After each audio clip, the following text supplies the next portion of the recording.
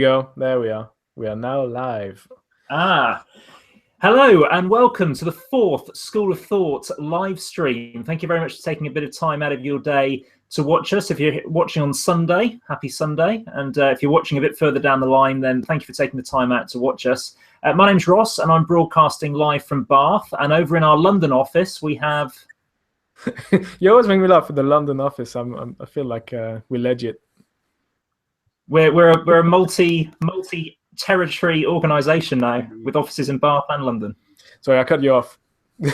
Finish the introduction. Yes, well, so introduce yourself. Who else do we have? Who else? Who do you think we have? My name is Tom, live from London. Welcome to the live stream number 4. Number 4, I think. Let me put those fingers up.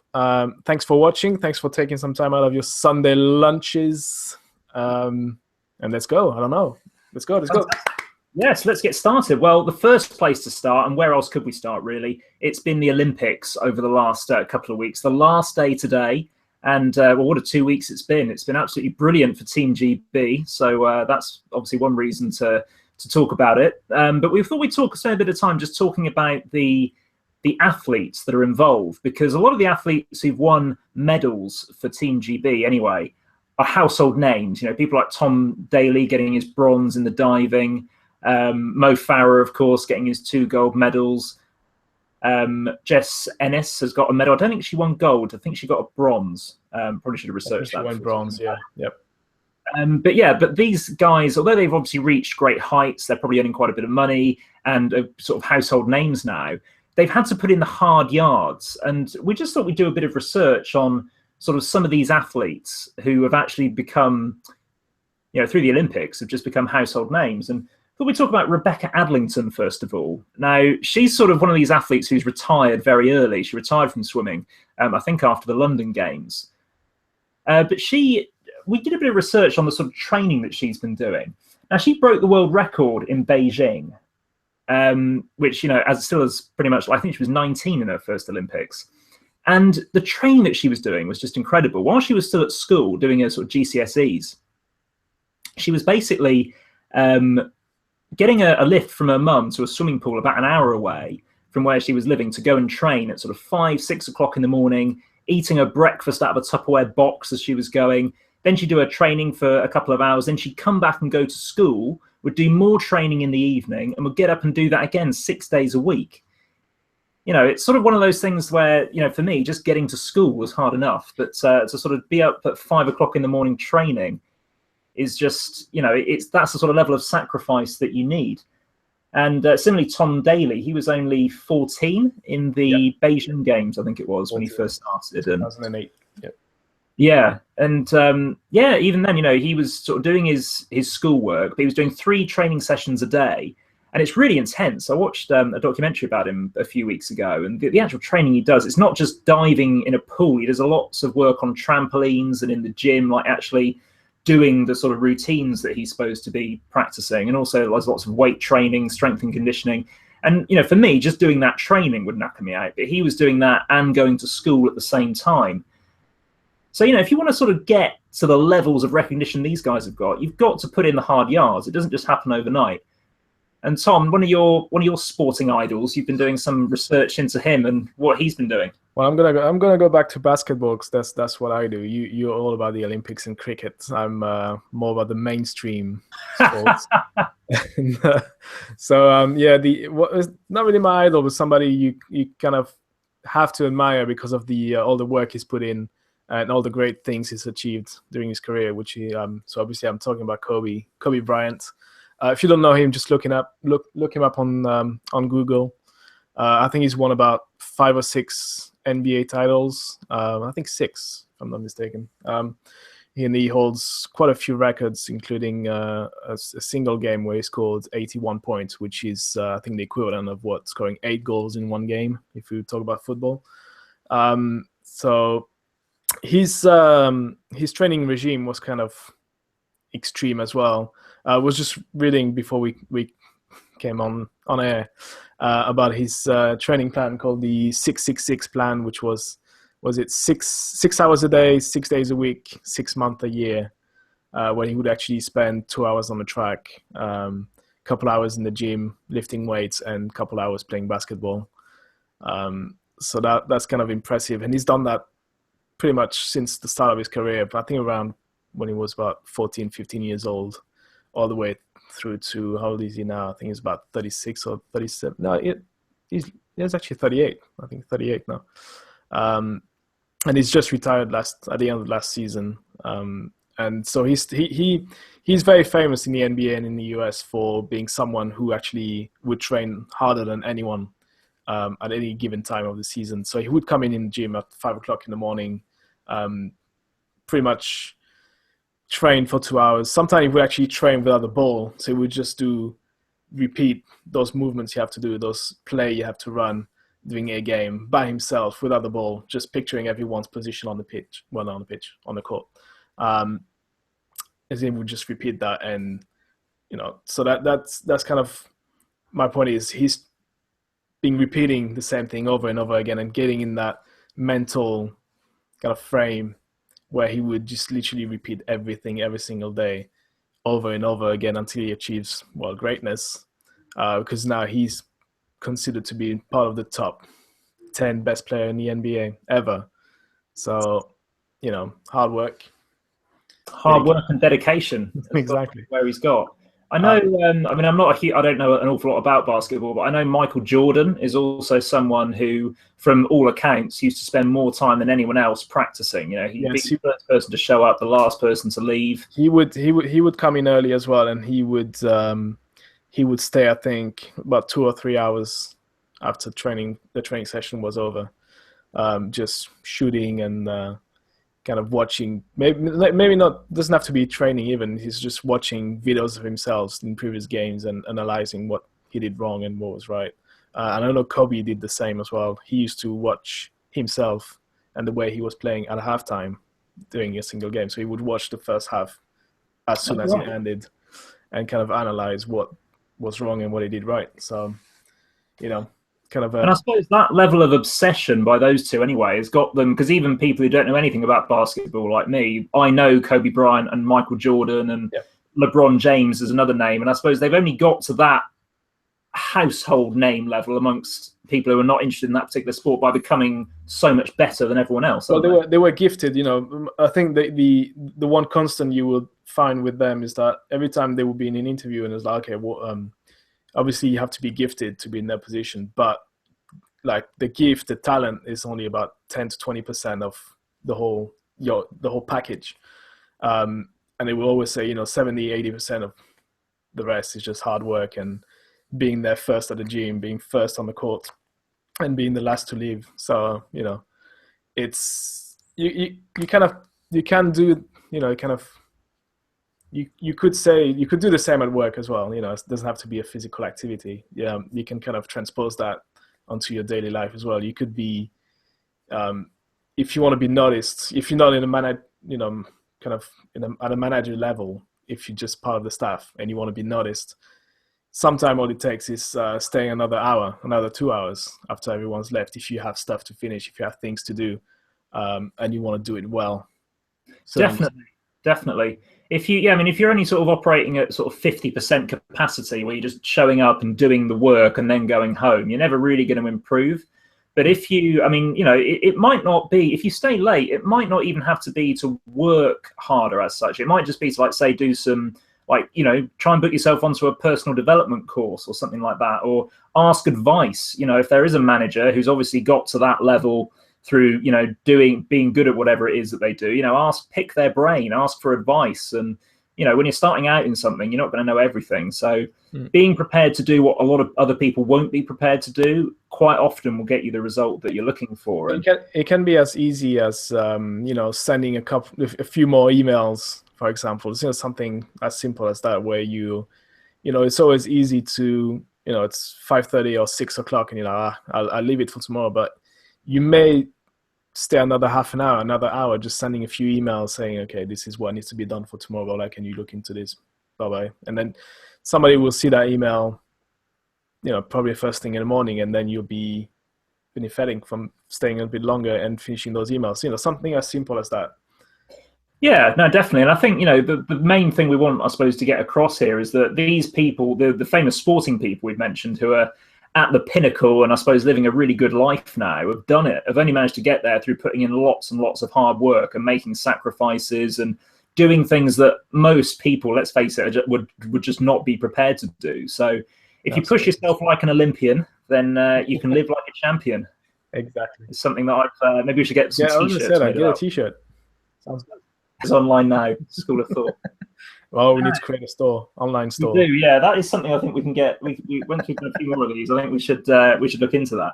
Now that leads quite nicely, actually, taking massive action into this next little segment, because I've been reading a book recently, which I have to say is just fantastic.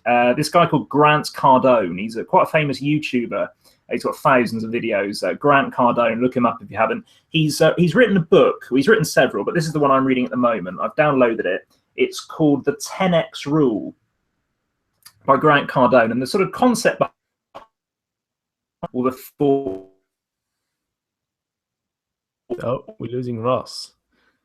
We are losing Ross. You may want to start again because you're breaking. Are we back? Are we good? You are good, yep.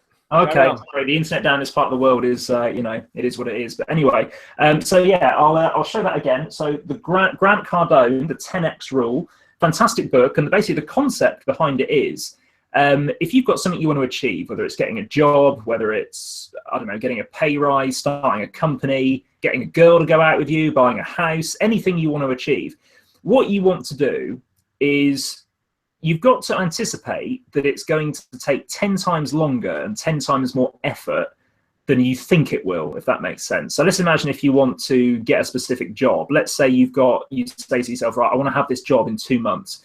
You really want to say to yourself, right, it's probably going to take me 2 years to get this job. And then 10 times, put in 10 times the amount of effort that you think it's going to take. So if you think it's going to take, say, I don't know, 10 application forms, be prepared to write out 100 to get what it is that you want.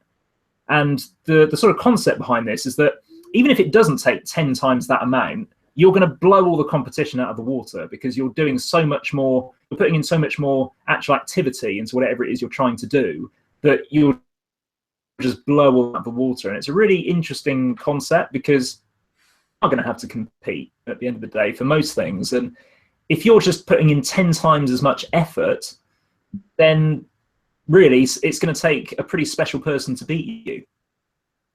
Yeah, I think it's an interesting concept. I mean, I'm thinking of getting the book myself because I think I like the idea of it's pretty much saying work harder than everyone and everybody else. Because even if you give it 10 times the what you would actually give on a normal day, even if you don't reach that what you were aiming for, you still definitely, yeah. That's the other thing that that he was trying to get across is that, say if let's imagine you want to have an extra £10,000 a month, or so we'll say an extra £1,000 a month coming in because you want to save. Well, why not 10 times that goal? Say you want an extra £10,000 and think, right, what is it going to take me to get an extra £10,000 a month? That's going to take a lot of effort. So you're going to have to drastically ramp up whatever efforts you were putting in. Now, it might be that you don't quite get to £10,000 a month extra, but if you end up even halfway there, you will have absolutely smashed your first goal out of the park. You'll be, £4,000 or £5,000 better off. That's a much better, healthier position. You're better off failing on a really high goal than failing on a really low goal. If you set yourself a low ceiling, you're only limiting yourself, aren't you? Exactly. I think it's a great. I think you should show the book again for people who wants to get. Do you like our infomercial? Oh my god, we should. We should get some sort of payment from what's his name again? Just Mr. Grant Cardone. It's worth a retweet, I think, at least. It's worth a retweet. Did you tweet him before? I did. I put him in the link to advertise this, so hopefully he'll pick up on it. It's good. It's very much worth watching his YouTube stuff. I mean, he's made his money in sales, so I'd say 90% of what he does, or what I've seen anyway, is sort of sales focused. But you can apply that in other levels of whatever it is you're doing. I mean, he talks a lot about confidence. He talks a lot about just sort of putting in effort and Yeah, no, there's some really good stuff out there. He kind of reminds me of what's the guy, the Wolf of Wall Street, Oh, Jordan Jordan Belfort. Belfort, is it? Yeah, yeah, yeah. Yeah, I'm sure he'd say that he's more morally in tune than Jordan Belfort, because Jordan Belfort was trying to trying to con people, wasn't he? I don't think Grant Cardone's trying to do that, but yeah, he's a salesman, and he's living a very he's living a lavish lifestyle through his effort. So yeah, you can't complain there. I know, right? Yeah, it's an interesting character. I did watch a few videos after we talked about him the other day. So definitely somebody to kind of check out, and with interesting ideas and ways to kind of Definitely. It's probably worth saying for British viewers, it's a bit. I mean this in a very respectful way, but it's very American. It's very kind of bright. You know, lots of British people are not quite as up for that sort of thing, but it's very good. Just watch a few videos, and just gradually, I think the message will kind of go through. Or if not, at least just download that book. It's not much. Yeah, I think definitely. It took me a couple of videos before I actually kind of let go of the Americanness. I think, if you want to put it this way, of the guy, because he's definitely like very much in your face, loud. Where is he from? I don't even know. Is he from California or something like that? No, I think he's from the south of America. Okay. I want to say Louisiana. Sorry if I got that wrong, but it's interesting. One of his theories is that, I mean, working in sales, you will have no chance of making a sale unless people know about you. Mm. So one of his sort of mantras is that, you know, if people aren't talking about you, then you've already lost, basically. So he wants to he said his mission is to make 7 billion people aware of him. You know, so at least he's got a chance of selling to 7 billion people, which is, well, there you go. You know, a humongous goal. If he's using his 10x rule, you know. Exactly. Yeah. No, so it's an excellent concept, and I think particularly for British people, because we are quite a modest race of people, I think it's fair to say at times. I think we could learn something from the Americans in sort of ramping up your efforts and your expectations. Yeah, I would agree with that. Being myself not British, yeah, it's true that sometimes, you don't put yourself forward as much as your cousins, as you like to call them, our colonial cousins in the United States. So yeah, definitely check out that book, and yeah, check out the Grant Cardone YouTube channel. Definitely one to look for. Now, something very going from something American to something very British. It's that time of year.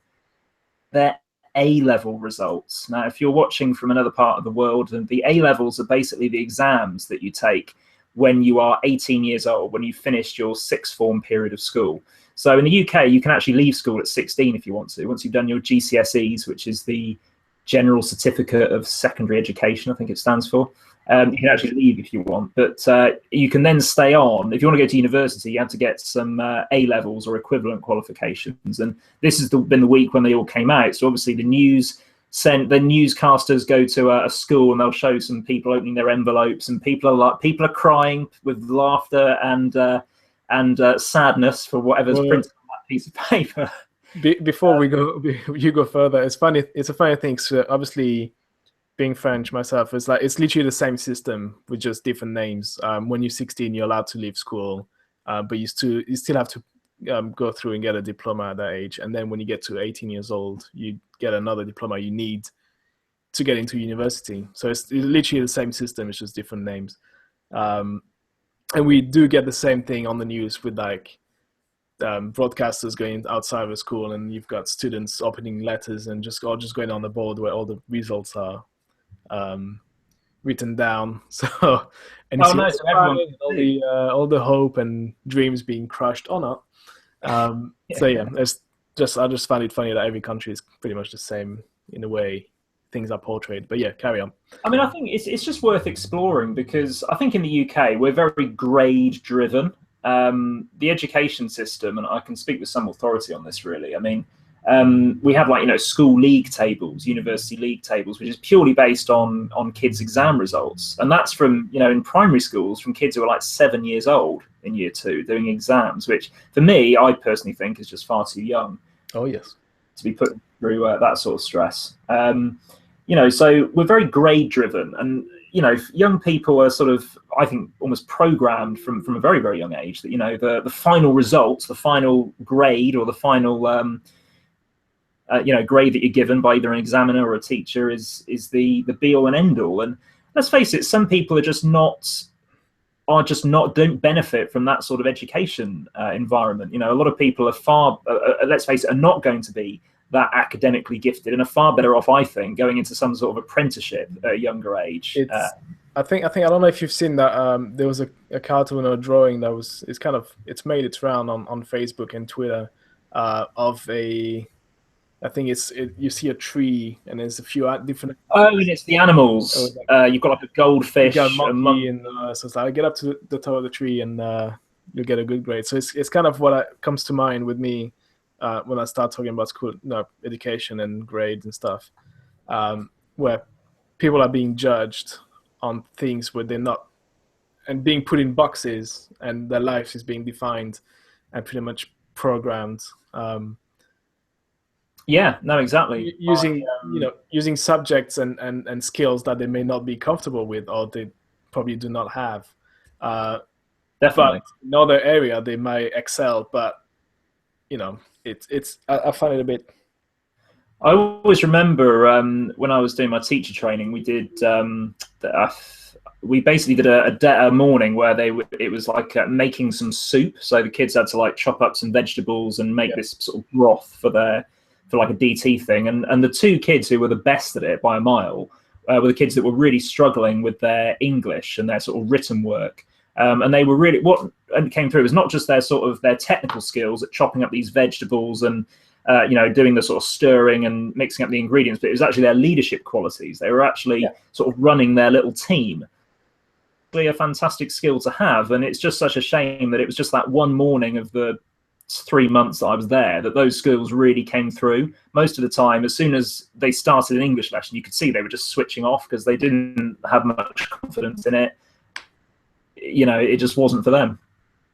Yeah, sometimes it's all about as well personality of the kid's personality and their interest.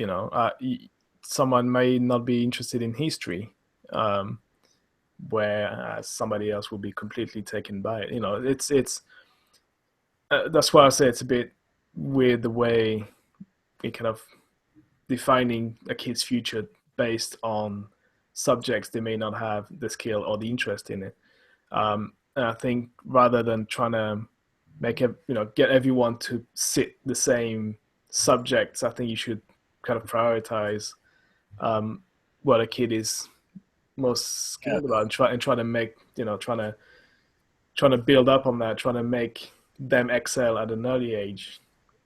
It's funny that I was just thinking actually that if you think about what skills are really marketable these days, I mean, just about every single company will have a post, or it'll be someone's responsibility to look after things like social media. Yep. Now, most companies need to have a good presence on Twitter, Facebook. Social media manager. Yeah, but if you think about it, in schools, if a kid is on Facebook, they'll get their phone confiscated, or they'll be told they can't go on the internet for a week. It's not the education system. I think needs to catch up with what skills are demanded by organisations these days.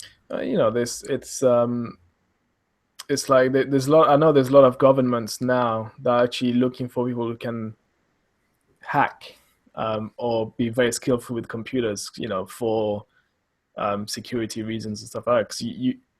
So I remember at school we were not allowed to. Well, we get on computers to do learn how to use Word and Excel and how to type. Just actually literally just typing using a keyboard. And I remember kids that were actually trying to do, push the envelope and do something else and starting creating softwares. I was like, that was like 20 years ago. I still don't know how they learn, doing that.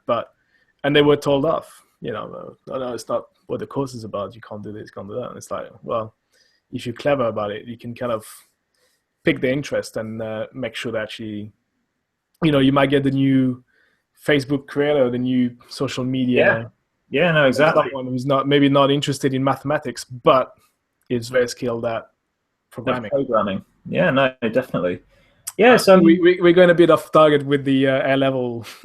well, no, I think to be fair, I mean, it links quite nicely because, you know, if you're watching this, drowning your sorrows this Sunday lunchtime because you didn't quite get the grades you want, you can't go into the university that you were planning on, then all is not lost, because whatever skills you have, I think it's just about maximizing those and developing them as much as you can. And let's face it, even going to university is not the be all and end all. No. A lot of really successful people, and we've said this in a previous video, have got high school, secondary school education. You know, people like Alan Sugar, Richard Branson. I don't think he went to university. That guy Grant Cardone, oh yeah, he did go to college. Ty Lopez, who some of you probably heard of, I think he dropped out of college after like one semester or something, and now he's a multi-millionaire. So, you know, it really is just about the efforts I think that you can put in, and you know, obviously you have to educate yourself if you want to be successful at anything. You've got to know what you're doing, but that doesn't have to necessarily be achieved by sitting in a classroom. You could go and get an apprenticeship. You could go and get some work experience at a company that works in the field you're interested in, and just soak up the knowledge, and then, you know, just have the confidence to go and do it. Yeah, it's I think it's two key things to me. Is you have to have the confidence in, well, you know, the confidence in finding what you want to do and stick by it. And then the other one is, it's kind of a weird one, but don't find what you want to do, and don't listen to anyone else that was saying, "Oh, this is a stupid idea." You know, I had a teacher. There's a friend of mine from back in high school days or university days, just before I moved to the UK. And I remember I used to sit with him. Like we used to have tables of twos. So he was my table mate. Pretty much every day for 8 hours we were sitting. Like we were best friends at one point. And at the end of the year, the teacher told us, like in front of everyone else, "Oh, Tom is the laziest person I've ever met," and Nick, the guy who was sitting next to me, is like, "Oh, same. You guys, you find yourself. You know, you're like soulmates." And nice. Cheers, mate. My friend, he was just a very clever guy. He was just not interested in the teacher's lessons and school in general. But very clever man. He now works for Bloomberg, and he's he's in charge of the Asian market. Wow. He's probably in a year making more money than pretty much everyone I know combined. Crazy. So it's just like he wasn't really interested in school at that level. So it's only when he went to university in Scotland somewhere, and he started doing I think it's an MBA in business, whatever it was, where he actually found himself. So, you know, it's not because you didn't fit or you didn't do well at a level like at A levels, for example, or just before that or after that. It's once you find your kind of your thing, you know, I'm going to say it this way. It's once you find something you're skilled at, like something that comes easy to you, and then kind of build on that, then if it comes easy to you, then you'll be all right. You know, it's not. Don't let a degree determine, or, you know, I always failed at every degree I've trying to pass. You know, even the one at university, I didn't do that well. What did I think I got a 2.1 or 2.2 or something, I think. Okay. I mean, there's plenty of people with degrees who are working in Starbucks right now. Not that there's anything wrong with that, but, you know, there's plenty of people who have not used that degree to the potential it could have been. So, it's, you know, whatever you decide, you know, we're all different. So whatever you decide, it's whatever you make once you get that degree is entirely up to you and how you decide to use your skills or whatever you've acquired. So definitely. Fantastic. All right. Well, I guess that kind of brings us quite nicely to the end of this live stream. We've been 9 minutes. Half an hour now. Hopefully you've enjoyed it. Hopefully you've got some kind of little nuggets of information that you can take on into the week. In terms of videos we've got coming up, we're working on an Olympic themed video at the moment, where we go into a bit deeper into what we were talking about earlier in this stream. That should be coming out around Tuesday or Wednesday. Wednesday. Yep. We've done the first cut, so we're just polishing it now, and should be ready on Tuesday, hopefully. Excellent. Yep. Go on. With Motivation Mondays, I'm going to record some more very soon. But we are sharing the Motivation Monday videos on Twitter and Facebook, etc. every Monday. So look through our back catalogue and have a look at some of those. We try and put one out every Monday, and it uses the hashtag Motivation Monday, or Monday Motivation. The thing that trends seems to change every week. So it's always different. I think they should get their things together. You know.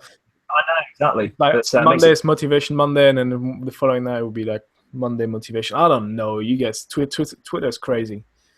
I'll just put both of them, so you can find it. You know, check out the link. We'll put it on the description. And yes, thank you very much for watching. Signing off from Bath. And signing off from London. Thank you for watching, and we'll see you whenever. See you then. Bye.